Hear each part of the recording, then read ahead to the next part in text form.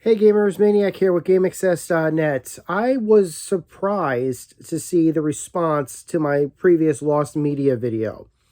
So much so that I felt, why not do a sequel? And then when I started doing a list of various Lost Media that I'm aware of that nobody is talking about, I thought, hey, why not do two? So this is going to be the first of two Lost Media videos that I'll be doing on the channel over the next week or so. Now, in order for me to tell you the story about this particular type of lost media, let me give you a little bit of background on it. Let me give you a little bit of my background. But first off, let me just tell you what it is and what you guys can be expecting. First off, this is a piece of internet lost media specifically. This is not a piece of media that was meant for, like, this is not a film, this is not a television show. This is a piece of internet this is a piece of the internet, an irreplaceable, in my opinion, piece of the internet. So let me get started with my background with it, and then I'll move on to talk about where this is, where this came from, and how we might be able to recover it, or hopefully how it could be recovered. Now, to start off with, let me explain about myself. I am not a Trekkie. I'm a Trekker. Okay, that needs to be explained. I got into Star Trek probably around 1996, 1997, when the term Trekker was kind of the... I consider it a generational thing. Like, if you're TOS, then you're Trekkie. If you're like Star Trek First Contact, Next Generation, or Voyager, or Deep Space Nine, then you're probably in the Trekker. And then if you're after that, you're Trekkie again. That's kind of how I put it. But I invite your... I'm just waiting for the negative comments, right? But needless to say, I do have a background with Star Trek. I became interested in Star Trek after I became interested in Star Wars. I became interested in Star Wars probably around 1994 or so. I became interested in Star Trek probably around 1996 or 1997. I probably got really into it when Star Trek First Contact came out. I loved that movie. I still have a soft spot for it. But I had seen previous movies like Star Trek 4, which I also loved, and Star Trek Generations, which was way too long. We won't go into that one too much. But I had seen those movies going into it. And sometime around 1997, when Star Trek First Contact came out on VHS, there was an interesting little promotional video that was included with the Star Trek First Contact VHS release. It was a preview for something that was going to be groundbreaking. Not a movie, not a television show, not a video game, although there was a commercial for the video game in the very first run of those VHS tapes. No. This was a commercial for an experience. Specifically, Star Trek The Experience, which is going to be opening at the Las Vegas Hilton in 1997 or 1998. What was Star Trek The Experience? Oh my God. This was released in and like I said, Star Trek The Experience was like a way for you to step foot in the Star Trek world. And I know what you're probably saying. Well, I can go step in the Harry Potter world if I go to Universal Studios Orlando. I could go step in, the Star Wars galaxy on a planet that I've never seen before, but the Star Wars galaxy if I go to Disneyland or Hollywood Studios in Orlando. This was 20 years before that. This was, as far as I'm concerned, what reset the standards. Now, what was Star Trek The Experience? Star Trek The Experience was I'll say combination experience, ride, and live show that was ticketed inside the Las Vegas Hilton, which I think has since switched hands, but let's not go into that right now. If you went to the Las Vegas Hilton and you want to partake in Star Trek The Experience, you would, first off, get the chance to visit an incredible museum of Star Trek props, both of present day and the past, of course. You could see Zephram Cochrane's coat. You'd be able to see a timeline of the future. They had full-sized, actually I should say beyond full-sized models, hanging from the rafters of the Enterprise A, Constitution refit, of course, I can't remember if it was the A or it was the refit Enterprise original, but let's say it was the Enterprise A. A Klingon bird of prey, Star Trek the Voyager, Deep Space Nine was hanging up there, and the Enterprise D was hanging up there. And those were not just reference models, those were references of the reference models. What they did was they took the reference models and they just rebuilt them bigger, and they hung them up on the top of the museum so you could see them. It was beautiful. And so as you're passing through the museum, it is a linear museum, so you kind of start at the beginning and then you kind of just peruse your ways, and oh, there's things, and they had all this cool stuff. They had original TOS communicator props. They had the skeleton of the Borg Queen from First Contact.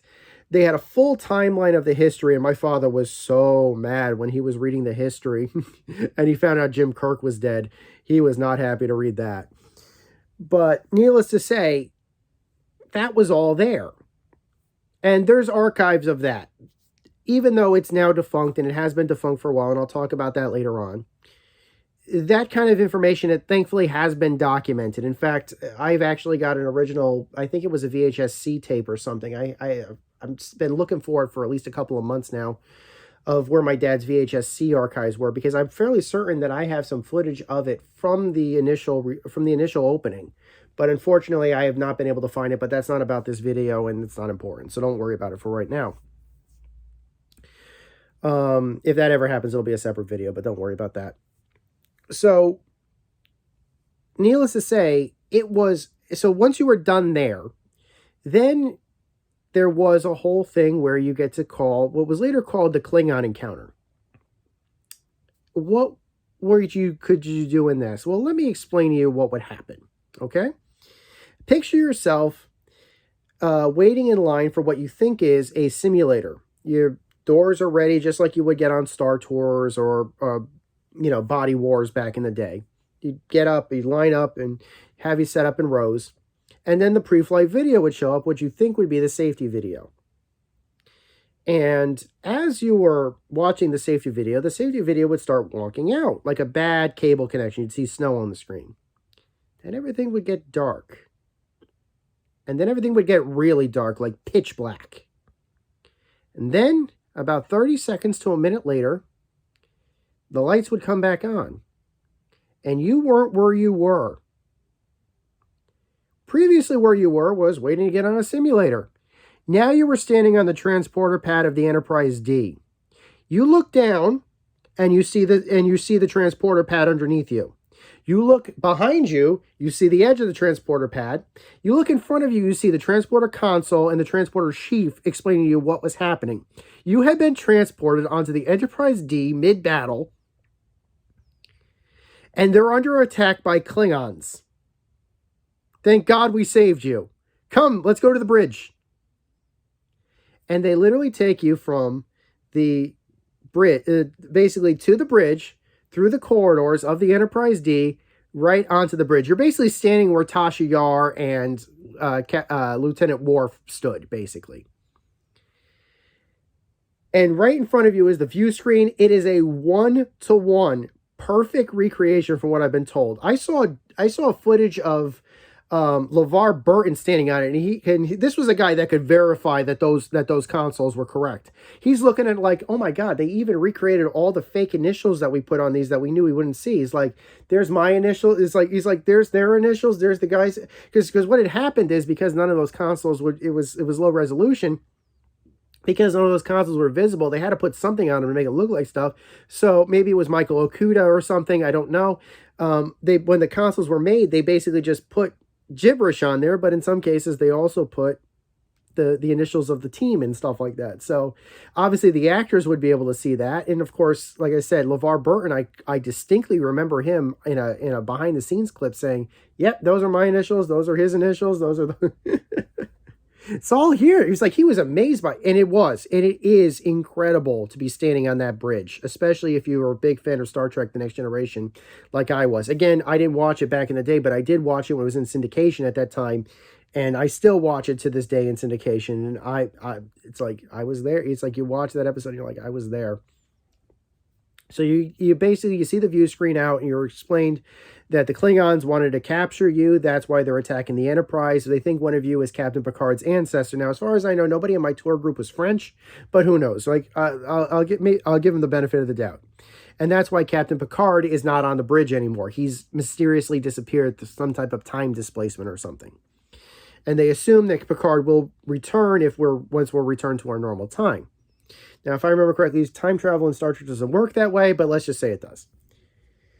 At that point, you get into a turbo lift. They use the main turbo lift. You get into the main turbo lift. Everybody gets in. They have a little turbulence simulator. Then they bring you to one of the shuttle bays, and you get into a shuttle, which is the simulator, right in front of a dome projection screen, but it's a full-size shuttle. And that takes you back to the Vegas Hilton. And then when you end up crashing through the Vegas Hilton, Picard says, "I'm fine. Thank you for your assistance." They did use the actor's voice. He couldn't be on camera, but they did get his voice recording. So it was Patrick Stewart's voice. And then you're sent back into the thing, and you can have a drink at Quark's bar and buy some cool, replica props and stuff like that. I went in 1998 the first time, shortly after it opened. And it was probably, and I had, like I said, at that point, I had already done Disneyland. I had already done, Disney World. I had already done Universal Studios Orlando, which at the time I felt was the gold standard at the time. Again, this was at a time when they had Confrontation and the original Jaws ride and everything, and the Ghostbusters demonstration. So it was, so when I compare it, I compare it to original, Universal Studios Orlando. And this was the new standard. And then I later found out more recently that, of course, probably the reason why it was so good was because a lot of the companies that had worked on some of those best rides at Universal Studios Orlando and some of the other places that I recognized was the same team that made the Star Trek experience. In fact, actually, the guy who was responsible for working on Back to the Future, the ride, which was one of my favorite rides at Universal Studios Florida, was Dave DeVos, who also worked on the Klingon Encounter. So I thought that was really, really, really cool. Now, where's the lost media? Well, first off, Star Trek The Experience closed in 2008. It got a renovation in around 2003, 2004 for a Borg incursion. I did not get a chance to be involved in that. I did go a second time in 2003. In fact, this picture of me standing with Admiral Kirk, Captain Spock, and Dr. McCoy. As you can see, the date on it. That was the last time that I had actually gone to the Star Trek Experience. I never had the chance to go again. I was never near Vegas ever again. And then I found out it closed in 2008, or was closing in 2008, and there was just no way that I could get over there. But that's not what we're here to talk about. We're here to talk about something else. There was an organization called Blip TV. They were responsible for a lot of the the early internet reviewers.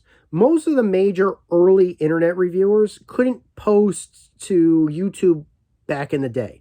And the reason why was because YouTube's content ID algorithms would automatically falsely flag a legitimate DMCA, a legitimate fair use claim 100% out of 100%. So any content that was used and produced under fair use, like an internet review or a retrospective or an educational video that used clips of the content that it was reviewing, even if it was legally done, would be content ID flagged and open the user up to potential legal ramifications from whoever claimed to be the copyright holder at that time. So a lot of the major organizations, particularly usually people from like that guy from the now defunct, that guy from the glasses, now they call themselves something else. But at the time, there was a huge network of reviewers called That Guy with the Glasses that had a whole bunch of different reviewers under their bandwagons. And all of them used Blip TV to release their content. Some of those obvious creators include obviously the Spoony one, obviously the Nostalgia Critic, Doug Walker was using it at the time. I think even other major reviewers, Linkara, Louis Lofog, who reviews comic books, of course. The list would go on and on, basically. But it wasn't like YouTube where you could just simply sign up, because people were making ad revenue off of these videos on the Blip videos. So in order to get on Blip, you had to be a partner. You had to get in. You had to know somebody to get in. It was not easy to get in. And so a lot of the content that was on Blip was very, very good content. And so the reviewers could obviously meet that quota of content, and they all ended up on Blip. Now, of course, Blip is defunct, but we're going to step into that later. One of those organizations that contacted was an organization called Vernon Wilmer Video. Now, Vernon Wilmer, I don't know very much about this guy, except that I know he is what I would consider to be the gold historian of Star Trek: The Experience.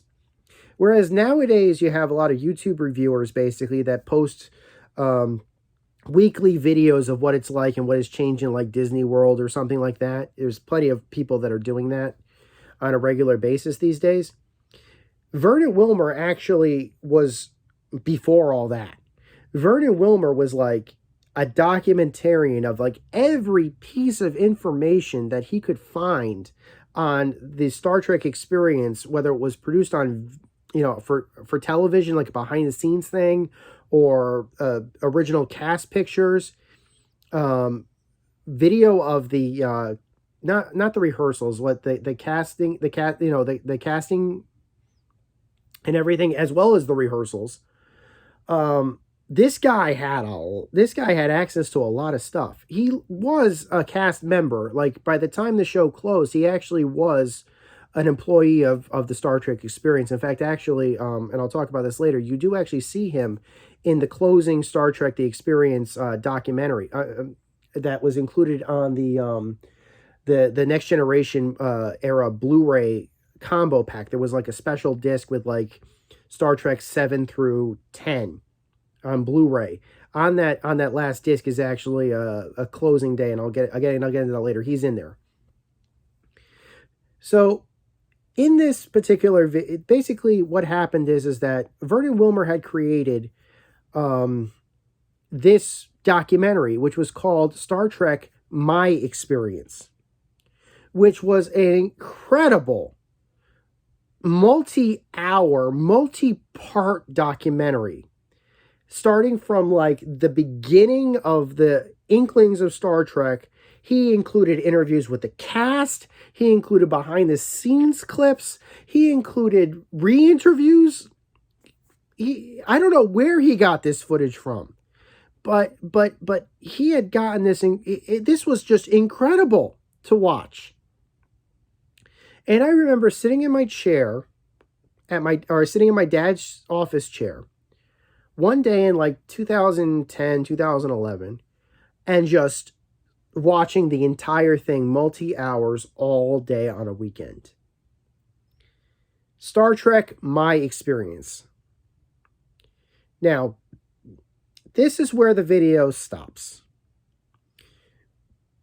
For those of you who remember Blip.tv, you'll know it's not around anymore. Disney bought it. Why? I have absolutely no idea. None. There was no reason for them to buy it, and they just bought it to shut it down. Why they do that? I have no idea. There's no logical reason for it. Why would you? Did they think they were competing? Were they going to use the technology? I mean, I have absolutely no idea why Disney chose to buy it, just to shut it down. But they did. And basically what followed was called the Blip-pocalypse. Now, what was the Blip-pocalypse? The Blip-pocalypse was, you had all this great original content all on one service.